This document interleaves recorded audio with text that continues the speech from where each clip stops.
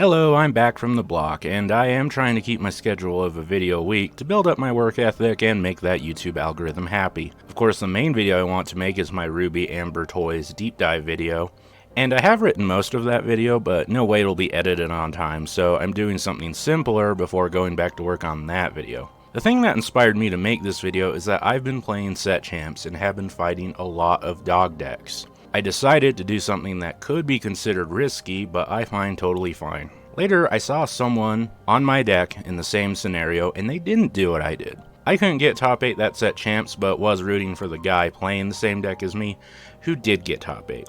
So I silently spectate his matches to see how he did. If you want to just say, well, he got top 8 and you didn't, he must be the better player, we both lost to this same dog deck. I just wanted to show how I believe my play was better and how I believe making plays like this can help us just a bit in games that are generally unfavored for us. Our dog's opponent is going first, and they play Bobby, a 1-2. We go second, playing the 1-cost Woody, a 2-2. On the opponent's second turn, they play Grandmother Willow and pass. No questing, and no free 1-drop. On our second turn, we drop a Bullseye. Now comes the question I made this video for. Do you quest with Woody?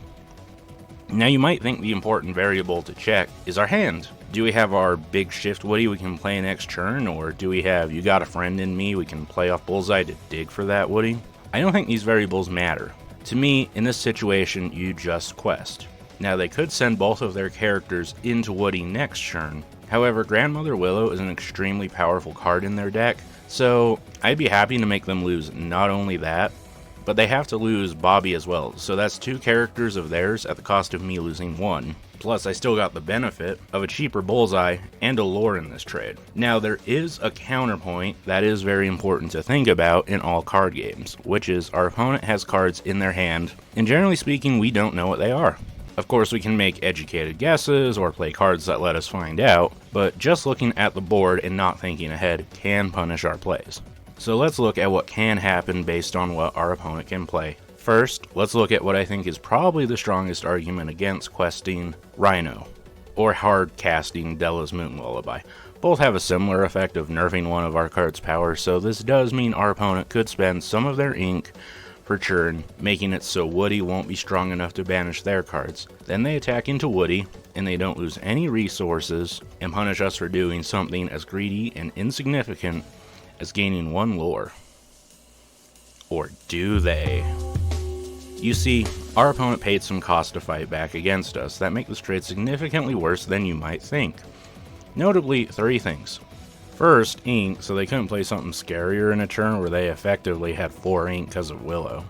They also pay the cost of exerting Willow, so now we can get rid of Willow with Bullseye, and they'll have to send in their whole board to get rid of my Bullseye on their next turn.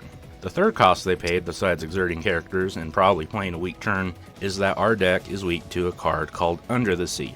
It can get rid of a lot of our characters, and it doesn't even send them to discard, so we can't use some of our deck's catch-up mechanics if this happens. And if they do actually banish Woody, we do get a card in our discard to get value off of later. But anyway, Under the Sea hits characters with weak power only, so for us to fight against it, we want to try getting out our deck's stronger characters, so we don't get completely wiped out by this card. So the third cost our opponent paid to get rid of our Woody was an opportunity. Our opponent will want to get Under the Sea quickly to slow me down. I mean, even in this example, I already have a card that gets hit by Under the Sea on the field that my best use of is to turn into another card that gets hit by Under the Sea. So using this card to nerf me early has hurt their ability to use that card to nerf me in the future, and make their Under the Sea hit more of my board if I'm able to play around Under the Sea. On top of all this, if they had Rhino or just about any 1-drop in their hand, our opponent probably should have just played it, as Willow would have allowed them to play it for free. They have the perfect amount of characters for Eleanor and Tramp next turn, or they can play Chief Powhatan and try to start out-aggroing us next turn. I also have come up with 2 terms I want to talk about. If these exist already in card game vocabulary using another word, and I just don't know about them, let me know and I'll change how I talk about these things in the future. Anyway, the first term I'm coming up with is friction, meaning making plays that make it as difficult as possible for your opponent to make the best play or play they would want to make. This could be things like forcing a discard, nerfing and buffing characters to make combat more difficult, or giving myself more options so plays are less safe from my opponent. Now, if our opponent was able to play the third character, we now have to deal with some strong friction where I feel we no longer have an objectively best play, as we can still be banished in a challenge, and another Rhino or Della's Lullaby is really punishing. This is going to be a very hard game to win, as our opponent will have more options and ways to stop us, while on the flip side, us gaining this one lore does slowly add up, as we try to get every little piece of advantage, and try to make it more likely just questing out wins us the game. We try to apply friction to our opponent by gaining each lore and piece of advantage we can. If we could say 16 to 17 lore and our opponent is at 5, this helps us apply lots of friction to them, as every character becomes a big threat with how close to winning we are. And our opponent has to choose between gaining their own lore to finally catch up, or trying to banish everything we do since the game is so close to being mine. This isn't even an aggro only thing, by the way. If you're a control deck, gaining each bit of lore you can, it can make it so you win one turn earlier, giving your opponent less time for clutch top decks to recover from. If you're a combo deck and are able to just gain a decent amount of lore and play like a more traditional deck as well, it makes it hard for your opponent to race you to 20, and it adds friction to them playing things like discard to stop your combo turn, because you'll be so close to winning regardless.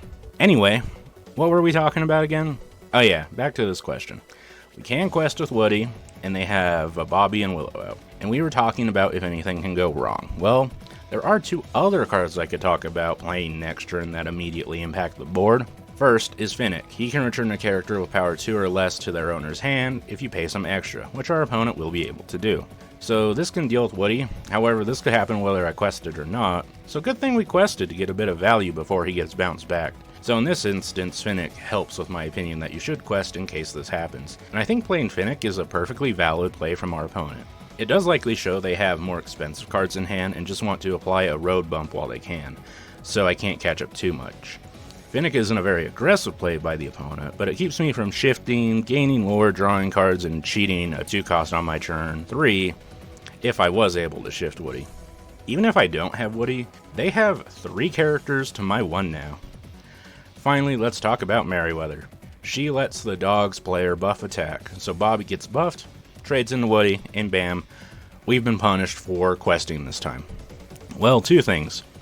One, they kind of spend 2 cards to get rid of my 1, and had a turn 3 that didn't add much to the board. And more importantly, Merryweather isn't popular in dogs. If anything, she's used in Mulan decks. The reason I assume she's not played, as I talk about in my Amber Toys deck video, that will be out soon, is combat isn't super common right now. Unexerting cards in red-blue is common, green-blue and green-yellow often sit around trying to draw a one-sided board clear, and Blurple is all evasive and you can't do much.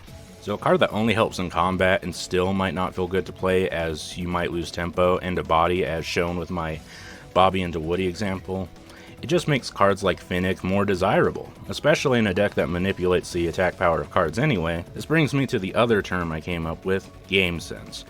Basically your knowledge of the game in and out to help you pick up on cues for what might happen next. What cards could be held in hand, and what your opponent's deck is, and what it is trying to do. Because of my game sense, I assumed I would not be punished by Merryweather, as I didn't think it was in the deck, and it paid off since she wasn't played and I got my lore freely when I quested in my game when this scenario happened. Another thing that happened, my game sense picked up on later, was I was fighting Amber, Amethyst, or Yellow, Purple, and after trying to slow me down for many turns, my opponent decides to draw some cards and start questing instead. When I had like 5 guys, they could have kept trying to fight as well, but instead they quest with the 2 characters they had and pass. I figure this means they are ready to drop Raging Storm, so instead of attacking their characters, I quest for as much as possible. I hedge my bets playing 1 character so my board is stronger without a board wipe, but hold on to some cards to follow up in future turns. They quest out, play Raging Storm, and I have enough cards held back to win in a few turns. Me picking up on the suspicious behavior definitely helped me win. So finally, we come back to the question that started all this. Do we quest with Woody? Yes, based on my game sense, I believe there's no way I can be conveniently punished for the play. And the more lore I can squeeze out each turn allows me to attempt to cause as much friction as possible in the late game, to try getting that win despite our deck being weak to dogs. Now in the end, I know this might seem like I'm really hammering a guy for a small misplay, and no disrespect to the person I'm talking about. I'm sure I have made small mistakes like this that if I super hardcore analyzed in hindsight, I would think, yeah, I shouldn't have done that. Really, I just thought this simple question would be a good example to make a video of, and be a good jumping off point to give some real advice to people struggling or wanting to get better at card games, since I know Lorcana definitely brings in new people to card games. In short, work on your game sense so you have a better idea of what you'll go up against playing the game. Maybe one day we'll get an arena or master duel-like game to make this easier for the average person. Always keep in mind the best thing you and your opponent can do and how you can best complete your game plan while throwing in some friction to make life difficult for your opponent as they try to overcome you. I hope you enjoyed the video. If you did, please like, comment, and subscribe to please the algorithm and so I have more motivation to keep going. I've also set up a Ko-Fi if you would like to help support my videos financially. I believe this is just a tip jar for now, but if it does see use, I'll see what else I can put up there. I'm just getting started. Well, back to work on the Amber Ruby Toys deep dive. See you next week for that, or at least me talking about Attack of the Vine cards I'm excited about if I can't finish the video in time. Goodbye!